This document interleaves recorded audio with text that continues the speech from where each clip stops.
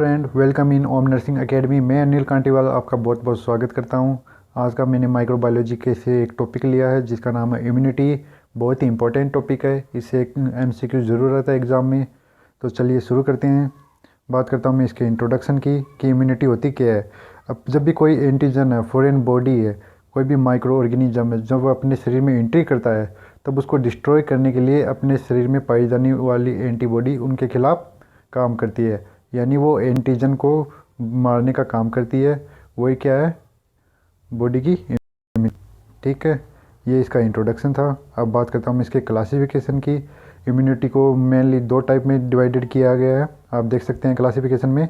Innate immunity, acquired immunity. Innate immunity इसको दो फिर से तीन टाइप में, रेशियल, स्पेसीज, इंडिविजुअल। और एक्वायर्ड को एक्टिव इम्यूनिटी और पैसिव इम्यूनिटी।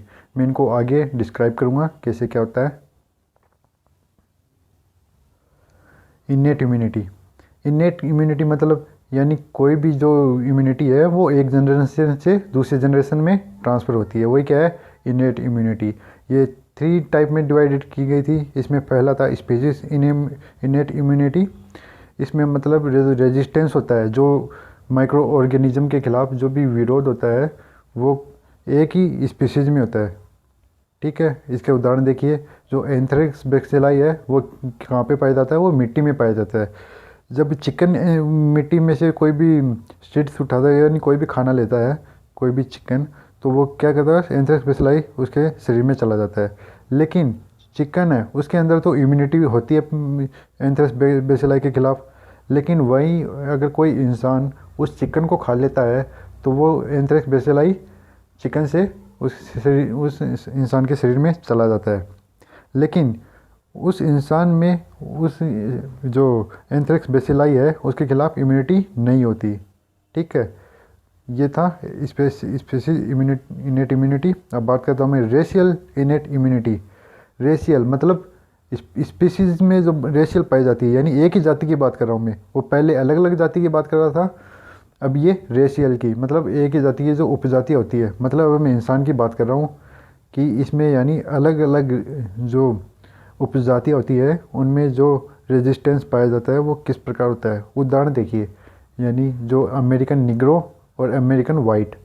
अमेरिकन निग्रो है उनमें सबसे ज़्यादा टीबी के 80% केस पाए जाते हैं, लेकिन अमेरिकन वाइट है उनमें सिर्फ 20% ही टीबी केस पाए जाते हैं। तो आप देख सकते हैं उनकी अलग अलग जाति के अकॉर्डिंग उनमें इम्यूनिटी है। ठीक है, थर्ड है इंडिविजुअल इम्यूनिटी। इंडिविजुअल इम्यूनिटी मतलब इसमें हर एक जाति या हर एक इंसान उसकी अलग टाइप से इम्यूनिटी होती है। मतलब एक एडल्ट है उसमें बच्चों और बूढ़ों से ज़्यादा इम्यूनिटी होती है। ठीक है, और इसी हिसाब से कोई भी इंसान है जो एक जिसका न्यूट्रिशन अच्छा है, जिसका एंडोक्राइन सिस्टम अच्छा काम कर रहा है, जिसका शरीर अच्छा है, तो वो क्या है, उसकी इम्यूनिटी और भी ज़्यादा अच्छी होगी। ठीक है, इम्यूनिटी को मैं फिर से बता देता हूँ, रोगों से लड़ने की क्षमता ही क्या है, इम्यूनिटी। ठीक है, अब बात करता हूँ मैं, जो एग्ज़ाम में क्वेश्चन आता है वो एक्वायर्ड इम्यूनिटी से आता है अधिकतर।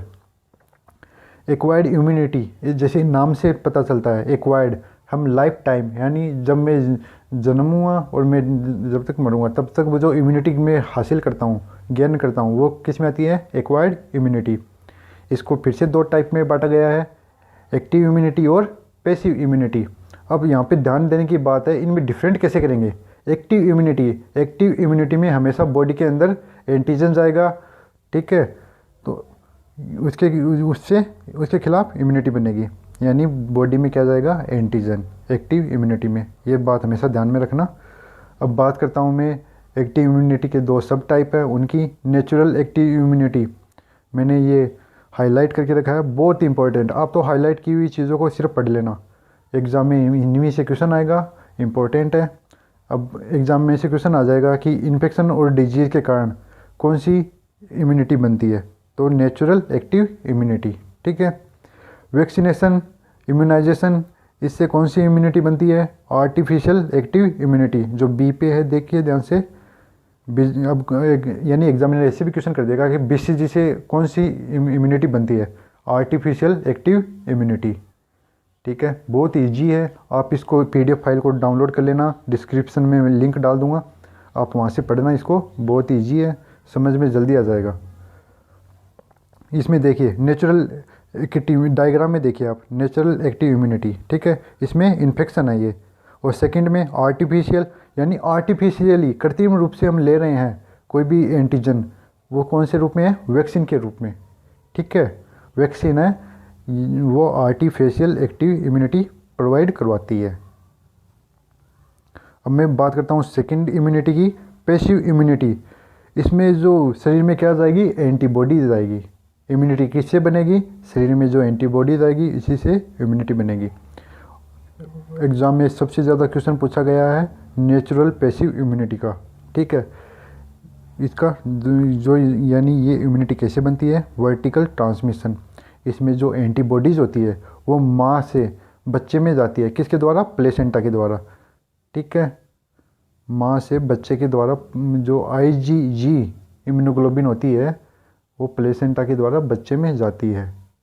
अब और सेकंड है इसमें ब्रेस्ट, यानी ब्रेस्ट फीडिंग के द्वारा आईजीए एंटीबॉडी है वो किस में जाएगी, बेबी में, बर्थ के टाइम के बाद, ठीक है। एग्ज़ाम में से क्वेश्चन ही इसका आता है सबसे ज़्यादा, नेचुरल पैसिव इम्यूनिटी का। इसमें इम्यूनिटी कहाँ से मिलती है, माँ से बच्चे के अंदर जाती है इम्यूनिटी। एक तो पहला रूट है वर्टिकल ट्रांसमिशन प्लेसेंटा के द्वारा, और सेकंड है ब्रेस्ट फीडिंग इसके द्वारा, ठीक है। अब सेकंड है आर्टिफिशियल पैसिव इम्यूनिटी। इसमें रेडीमेड इम्यूनोग्लोबिन देंगे, यानी उसको रेडीमेड एंटीबॉडीज़ देंगे और एंटीटॉक्सिन्स, एंटी सीरम, ठीक है। आप इसमें देखिए डायग्राम में, नेचुरल यानी माँ से जो इम्यूनिटी मिल रही है वो कौन सी है, natural passive immunity. Natural passive immunity, माँ से जो भी इम्यूनिटी मिलेगी वो कौन सी है, नेचुरल पैसिव इम्यूनिटी। और इसमें दूसरा देखिए डायग्राम, ब्लड है, एंटी सीरम हो गया, एंटीबॉडीज़ हो गई, ये ट्राइंगुलर वाला निशान है ये एंटीबॉडीज़ हैं, ठीक है। तो इनसे कौन सी इम्यूनिटी मिलेगी, artificial passive immunity. Artificial passive immunity किससे मिलेगी, रेडीमेड इम्यूनोग्लोबिन्स और एंटीटॉक्सिन से, ठीक है। और ये स्पेशल पॉइंट मैंने फिर से वही दोहराए हैं जो ऊपर मैंने बताया था, आप इनको पढ़िए। यानी एक्टिव इम्यूनिटी में क्या जाएगा, एंटीजन जाएगा, पैसिव इम्यूनिटी में बॉडी में क्या जाएगी, एंटीबॉडी जाएगी, तभी क्या बनेगी, इम्यूनिटी, ठीक है। नेचुरल पैसिव इम्यूनिटी में आईजीए एंड आईजीजी माँ से बच्चों में जाती है। आर्टिफिशियल एक्टिव इम्यूनिटी में इम्यूनिटी इम्यूनाइजेशन के द्वारा प्रोड्यूस करते हैं। ये मैंने उन्हीं का शॉर्ट रूप बताया, जो ऊपर मैंने जितनी भी लाइनें बताई है इंपॉर्टेंट, उन्हीं का शॉर्ट रूप है, ठीक है। एक बार एक उदाहरण दे देता हूँ, यानी इम्यूनिटी कैसे होती है। यानी ये से मान लीजिए ये मेरा एक घर है, मेरे घर से बाहर से कोई आतंकवादी आता है। आतंकवादी क्या है, एक एंटीजन है, वो मेरे घर को डिस्ट्रॉय करने के लिए आता है।